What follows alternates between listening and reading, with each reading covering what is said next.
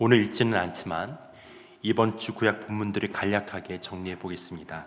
8월 3일에서 8월 7일의 본문은 이사야 48장에서 59장 말씀입니다. 이스라엘은 하나님의 거룩한 백성이라고 자처하면서도 진실함이나 의로움으로 행하지 않습니다.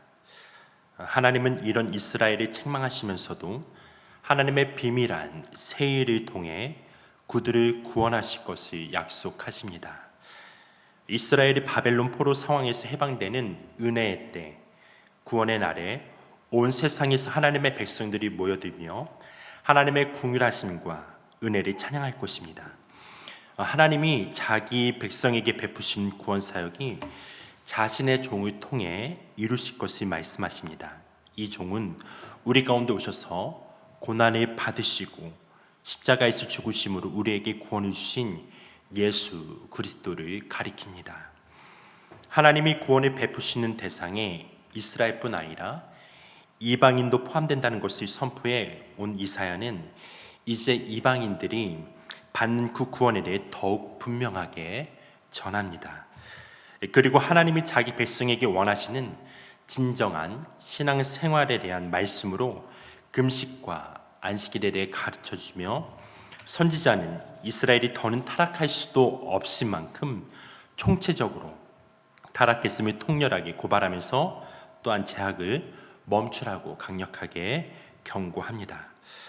그리고 26일과 8월 1일의 신약의 본문은 디모데후서 1장과 2장입니다. 바울은 디모데에게 자신의 죽음을 앞두고 내게 부탁한 아름다운 것을 지키라고 당부합니다.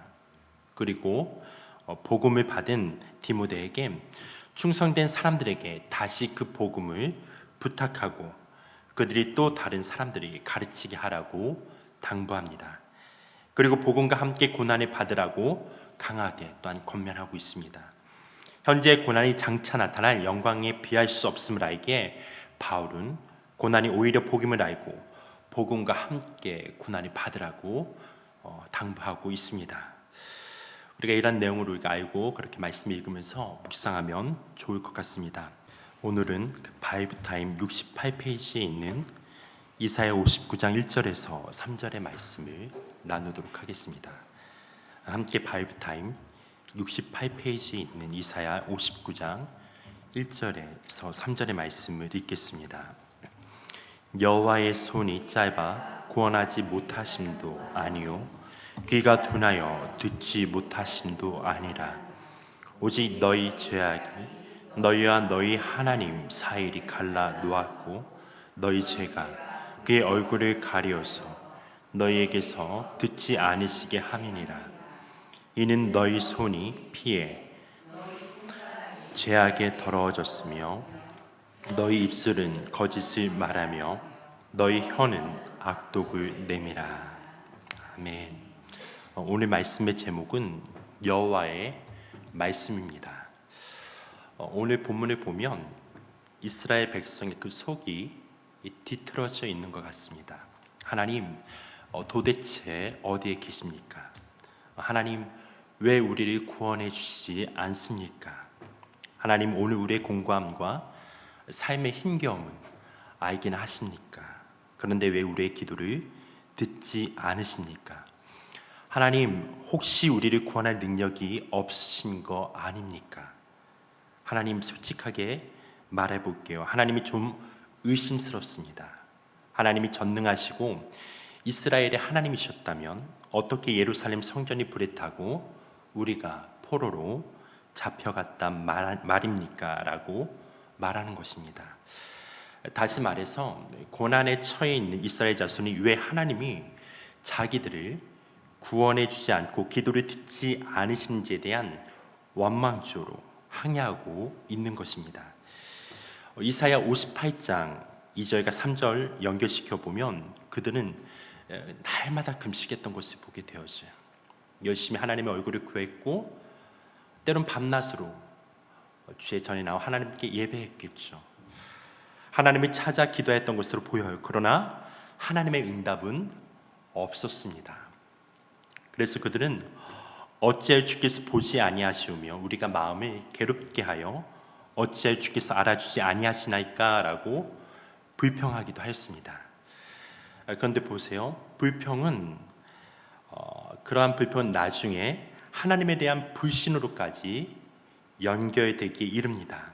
즉 유다 사람들은 그들의 기도에 대한 응답이 없는 이유를 하나님에게서 찾은 것입니다. 말하자면 그들은 하나님께서 자신들을 구원할 능력이 없거나 아니면 하나님께서 자신들의 기도를 듣지 못하기 때문이라고 생각하기에 이른 것입니다. 바로 이때 예언자 이사야가 그 자리를 박차고 일어나서 신랄하게 이스라엘 백성을 책망합니다. 1절과 2절입니다. 여호와의 손이 짧아 구원하지 못하심도 아니요 귀가 둔하여 듣지 못하심도 아니라 오직 너희 죄악이 너희와 너희 하나님 사이를 갈라놓았고 너희 죄가 그의 얼굴을 가려서 너희에게서 듣지 않으시게 함이니라. 모든 것이 너희들의 죄 때문이라는 것입니다. 그들이 고난으로부터 구원함을 얻지 못하는 것은 하나님의 구원한 손이 짧기 때문이 아니며 그들의 기도가 응답되지 않는 것은 하나님이 듣는 귀가 둔해서가 아니라 죄 때문이라 증거하고 있습니다. 3절입니다. 이는 너희 손이 피해 너희 손가락이 죄악에 더러워졌으며 너희 입술은 거짓을 말하며 너희 혀는 악독을 내밀어. 손가락, 입술, 심지어 혀가 모두 죄악으로 가득 찼다라고 폭로하고 있습니다. 총체적인 죄악입니다. 어디 한 부분은 고쳐 사용할 수 있는 게 아닙니다. 전적인 구제불능입니다. 회복이 불가능한 전부 죄악으로 망가진 이스라엘 백성의 실체와 현실이 그대로 직시하고 있습니다. 다른 방법이 없습니다. 다른 구원이 없습니다. 하나님 한 분뿐입니다. 그래서 우리가 이사야 59장 17절입니다. 17절 말씀에 보게 되면 공의를 갑옷으로 삼으시며 구원을 자기의 머리에 써서 투구로 삼으시며 보복을 속옷으로 삼으시며 열심을 입어 겉옷으로 삼으시고. 이스라엘 백성이 구원하기 위해 무장한 전사의 모습을 한 하나님이 묘사하고 있습니다. 기꺼이 전사가 되셨다라는 것입니다. 내가 너희를 위해서 싸우겠다고 말씀하고 있습니다. 반드시 구원해내겠다는 하나님의 결단이자 열정의 표현입니다. 총체적으로 죄로 가득한 그 못난 백성을 위해서 하나님은 열심을 내겠다라는 것입니다. 이것이 하나님의 은혜요 자비입니다. 이 하나님의 열심은 예수님이 이 땅 가운데 오셔서 우리를 위해 십자가에 못 박혀 돌아가신 그 십자가 상에서 나타났습니다. 우리는 여러분 총체적으로 죄악된 어떤 구원을 얻을 수 없는 상태입니다. 내가 아무리 노력을 하고 내가 선한 어떤 행위를 가지고도 우리 하나님 앞에 설 수 없는 죄인들입니다. 그러나 우리가 예수를 믿게 되어지고 그분의 보혈로 정결함을 입게 되시게 될 때 우리는 제 용서함을 받고 하나님의 놀라운 은혜와 자비의 삶으로 나아갈 수 있다라는 것입니다. 여러분, 공평과 정의가 사라진 사회, 흑암의 사회, 담비 없는 죄악으로 가득한 백성 가운데 하나님이 극적으로 개입하여서 구원을 약속하고 있습니다. 이제 이스라엘 백성은 푸념을 멈추어야 합니다. 그 푸념을 멈추고 하나님께 돌이키는 일, 회개하는 일만 남았습니다. 여러분, 이렇게 목양을 하다 보면 이 기도에 관련해서 사람들이 이렇게 상담하러 오잖아요. 때로는 금식하면서 기도해요. 열심히 어떤 기도 제목을 가지고 하나님 앞에 나아갑니다.